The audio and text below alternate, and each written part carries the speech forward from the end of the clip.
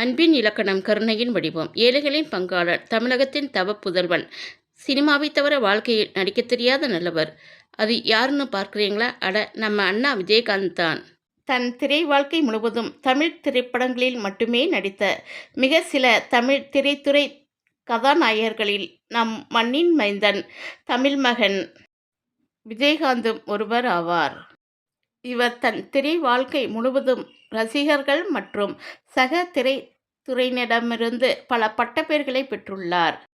அதோடு மட்டுமல்ல, விஜயகாந்தின் சிறப்பு பெயர்களுக்கு காரணம் என்ன என்று தெரிந்து கொள்வோமா?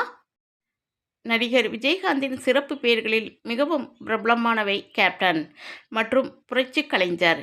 கேப்டன் என்ற பெயர் அவரது 100வது திரைப்படமான கேப்டன் பிரபாகரன் மற்றும் நடிகர் சங்க தலைவராக அவர் பணியாற்றிய பணிக்காக வழங்கப்பட்டது. தென்னிந்திய நடிகர் சங்கத்தில் 2000 ஆண்டு முதல் 2006 வரை மாற்றத்தை ஏற்படுத்திய இவரது தலைமைத்துவத்திற்காக இவர் கேப்டன் என்ற பெயரை பெற்றார். இவரது தலைமைத்துவத்தின் கீழ் நடிகர் சங்கமானது கடன்களிலிருந்து மீண்டது. குறைந்த ஊதியம் பெற்ற உறுப்பினர்களுக்கு இவர் ஓய்வூதியத்தை கொண்டு வந்தார். புரட்சி கலைஞர் என்ற பெயர் புரட்சிகரமான கதாபாத்திரங்களில் நடித்ததால் இவர் புரட்சி கலைஞர் என்ற பட்டத்தை எஸ். தானுவிடமிருந்து பெற்றார். திரைத்துறையில் பல விருதுகள் பெற்றிருந்தாலும் இவரது நடிப்பையும் நாட்டுப்பற்றையும் பாராட்டி தமிழக அரசு திரு விஜயகாந்த் அவர்களுக்கு கலைமாமணி விருது 2001ஆம் ஆண்டு வழங்கப்பட்டது.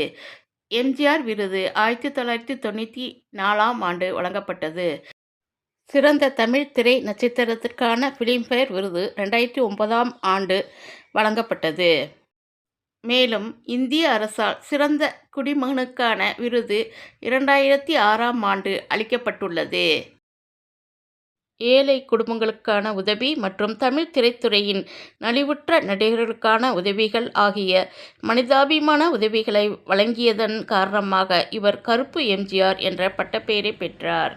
இவர் படப்பிடிப்பு தளங்களில் அனைவருக்கும் சம தரத்திலான உணவு வழங்கப்பட வேண்டும், குறைந்த ஊதியம் பெறும் நடிகர்களுக்கும் படக்குழு உறுப்பினர்களுக்கும் தனக்கு வழங்கப்படும் அதே தரத்திலான உணவே வழங்கப்பட வேண்டும் என்ற கோரிக்கையை வைத்தார். அவ்வாறு வழங்கப்படுவதை உறுதியும் செய்தார். தயாரிப்பாளர்களுக்கு உதவுவதற்காக சில படங்களுக்கு தன் சம்பளத்தில் ஒரு பங்கை விட்டு கொடுத்தார். எதற்கும் அஞ்சாதவர் விஜயகாந்த். வெளிப்படையானவர், உதவும் மனமுள்ளவர். பிற அரசியல்வாதிகளை ஒப்பிடும்போது ஆரம்பம் முதலே நல்ல நோக்கங்களை உடையவர். ஆணவமில்லாத, அலங்காரமில்லாத பேச்சு, அதில் ஒருவித உண்மைத்தன்மையும் மக்கள் மீது அக்கறையும் வெளிப்படையாக தெரியும். கிட்டத்தட்ட 150க்கும் மேற்பட்ட படங்களில் நடித்த விஜயகாந்த் 1984இல் மட்டும் ஒரே ஆண்டில் 18 படங்களில் நடித்துள்ளார். சினிமா துறையில் வரலாற்று சாதனை புரிந்தவர். 15 வருடங்கள் அயராத உழைப்பை சிந்தினார்.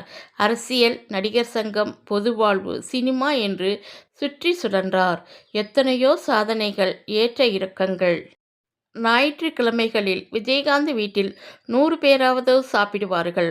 ஒவ்வொரு நாளும் அலுவலகத்திலும் அந்த அளவுக்கு சாப்பாடு நடக்கும். அவர் மிகச்சிறந்த மனிதர்.